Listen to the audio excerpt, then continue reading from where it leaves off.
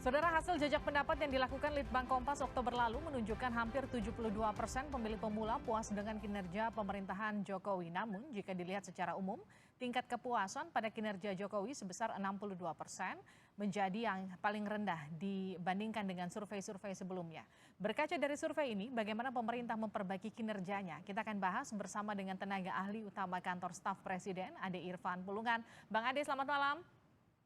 Selamat malam Lipi, salam sehat selalu. Salam sehat, kita juga akan sapa Bang Bestian Nainggolan, ini adalah peneliti senior Litbang Kompas. Bang Bes, sehat ya? Sehat, selamat malam Lipi. Oke, saya mau minta ini dulu nih, penjelasan dari Litbang Kompas. Kalau tingkat kepuasan bagi pemilih pemula 72%, tapi secara umumnya hanya sekitar di 62%. Kenapa begitu? Ya, ini menarik nih Livi ketika kita bicara tentang pemilih mula. Karena pemilih mula ini kan merupakan sebuah kelompok ya, atau kita sebut kohort ya, dari keseluruhan pemilih, salah satu kohort ini, di mana mereka berusia 17 tahun dan juga belum pernah memilih. Nah, dalam survei kami ini, mereka tidak hanya yang berusia 17 tahun, kira-kira 17 sampai dengan 19 tahun. Karena pada saat pemilu 2019 lalu, mereka ini belum memilih.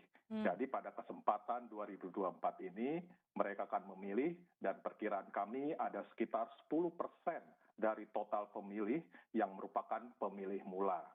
Nah, ketika kami survei dari kelompok pemilih mula ini, terbagi dua ini hasilnya. Yang pertama kita lihat bagaimana tingkat kepuasan terhadap kinerja pemerintahan Jokowi secara umum, artinya keseluruhan responden, itu yang merasakan puas sebanyak 62,1%. Sementara yang tidak puas sebanyak 37,9%. Setahun terakhir ini terus menurun loh. Nah, tapi kalau kita lihat di kalangan pemilih mula, justru tingkat kepuasannya relatif lebih besar dibandingkan dengan apa yang terjadi secara umum.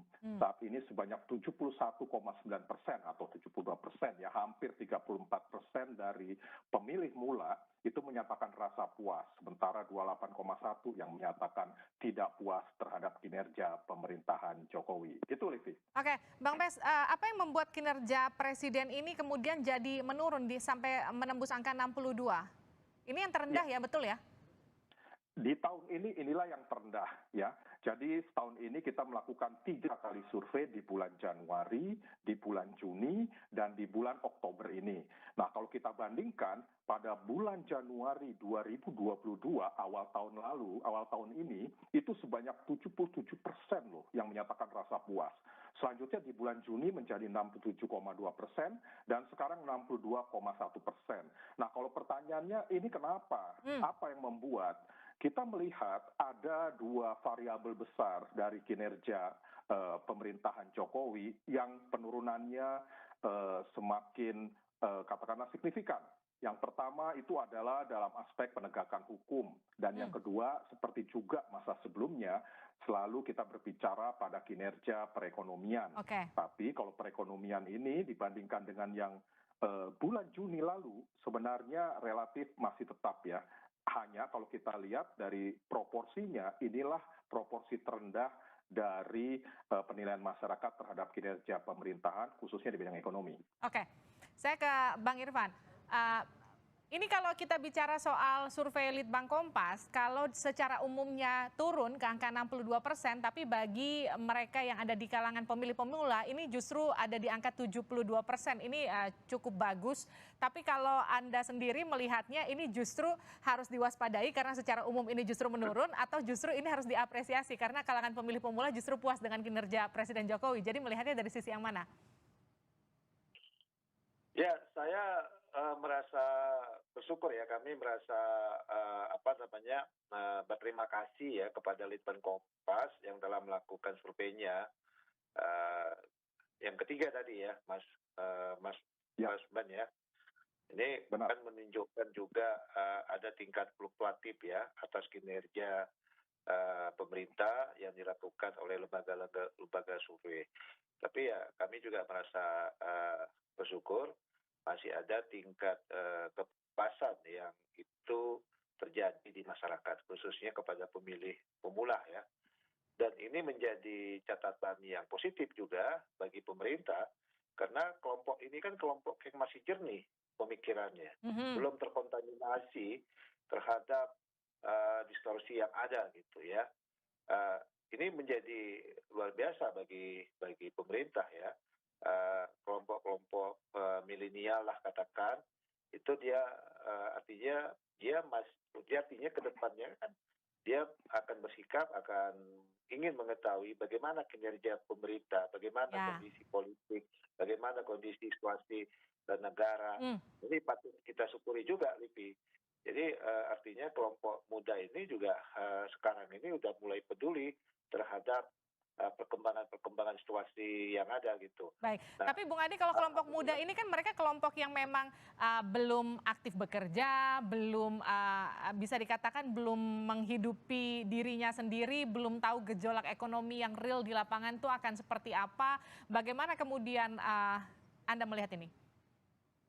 ya, betul itu satu variabel. Tapi satu variabel yang lainnya kan artinya mereka sudah merasakan apa yang sudah dilakukan oleh pemerintah, apa yang sudah diberikan oleh Presiden Jokowi, Hmm. ya kan?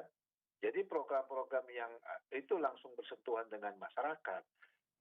Ini ada tingkat kepuasan sendiri dan dirasakan oleh publik ya, khususnya kelompok milenial ini, kelompok muda ini, ya. Kelompok-kelompok ini dia katakan dia masih jernih pemikirannya, belum terkontaminasi, belum terdoktrin dari sana sini. Nah, jadi dia melihatnya lebih polos lah boleh kita katakan. Ya, dia bisa merasakan. Mungkin kalau mungkin lebih jauh bertanya, bagaimana misalnya penanganan COVID-19 yang dirasakan oleh mereka, bagaimana misalnya kepuasan-kepuasan lain itu kan dia lebih jujur mengatakan terhadap program-program pemerintah yang sudah dijalankan, ya kan? Nah, ini menjadi suatu nilai positif lah bagi pemerintah untuk kedepannya juga lebih memperbaiki hal-hal yang masih bisa diselesaikan Oke, saya sampai ke dengan batas akhir pemerintah. baik, Bang Bestian. Ini kan kalau kita lihat dari hasil surveinya juga kinerja di bidang hukum dan perekonomian juga cenderung turun. Kira-kira ini apa sebabnya? Ya, Livi, jadi saya juga menyambung sedikit dari Pak Irfan tadi katakan ya, benar bahwa kalangan pemula ini merupakan kalangan yang memang dikatakan tadi masih jernih dalam melihat sesuatu, karena memang pada saat ini mereka belum pernah melakukan menggunakan hak suaranya dalam pemilu. Baru inilah pemilu 2024, inilah kesempatan pertama bagi mereka menggunakan hak pilihnya. Itu yang pertama. Yang kedua, tapi harus diingat juga bahwa mereka ini kalangan yang dependen ya, masih bergantung tadi Livi katakan secara ekonomi. Secara ekonomi, nah oleh karena itu mereka lebih cenderung bersifat di sini bukan menghasilkan sesuatu secara ekonomi, tetapi mengeluarkan atau pengkonsumsi. Nah, dalam konteks itu saya tarik nanti ke dalam hasil survei, ketika kita bicara tentang perekonomian, ini menarik. Ketika kalangan masyarakat umum mengatakan bahwa hampir 50,3 atau katakanlah hampir 51% mereka mengatakan puas, jadi paling rendah di antara proporsi-proporsi lainnya. Nah, kalangan pemilih mula ini relatif lebih besar loh. Kalau hasil dari kajian kami, mereka yang merasakan puas terhadap situasi dari sisi perekonomian itu mencapai 2/3 atau 67,2%. Nah, ini kan menarik. Ada gap yang kami lihat adalah di sini sebenarnya wajar karena mereka ini tidak masuk di dalam sisi katakanlah bukan sebagai penghasil income, tapi mereka adalah justru pengkonsumsi dan kalangan yang bergantung. Itu yang pertama. Yang kedua, Livi dan Pak Irfan, ini menarik juga lihat benar ketika kita bicara mana program yang benar-benar dinilai atau diapresiasi tinggi oleh para pemilih mula ini. Dua aspek, yaitu pertama adalah kesehatan, ya, ini tentu berkaitan langsung dengan bagaimana kinerja pemerintah di dalam penanganan COVID. Ya, seperti tadi kita lihat sendiri dalam VTC tadi kan kelihatan sekali bagaimana reaksi mereka terhadap penanganan COVID, mereka apresiasi besar terhadap pemerintah, dan itu terjadi.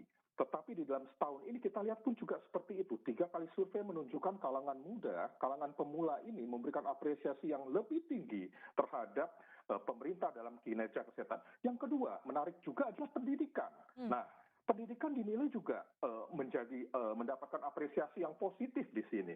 Ini tentu berkaitan langsung dengan kehidupan mereka ketika mereka sekarang mulai kembali melakukan aktivitas bersama di sekolah, ya, karena pada umumnya mereka ini adalah, mereka semuanya sebagian besar adalah masih menikmati bangku pendidikan formal. Itu, Livi. Oke, jadi artinya sebetulnya kalau kita tarik benang merahnya semuanya ini secara garis tengah sebetulnya kinerja kepuasannya masih cukup aman begitu ya? Sangat aman. Kalau dilihat sangat aman, tetapi kalau kita tarik dari tahun awal, tentu terjadi penurunan. Kalangan mula juga seperti itu loh, terjadi penurunan. Ya, tetapi standar dari kalangan mula ini jauh lebih besar apresiasinya di awal tahun, di pertengahan tahun, dan sekarang di bulan Oktober ini dibandingkan dengan para pemilih umumnya yang lain. Ya, oleh karena itu ada perbedaan yang signifikan, walaupun sekali lagi masih di atas tingkat kepuasan atau masih bisa kita katakan tingkat kepuasan masyarakat masih relatif lebih besar dibandingkan dengan mereka yang merasa tidak puas terhadap situasi dalam berbagai bidang kehidupan ini. Gitu. Artinya catatan perbaikan apa yang harus dilakukan pemerintah?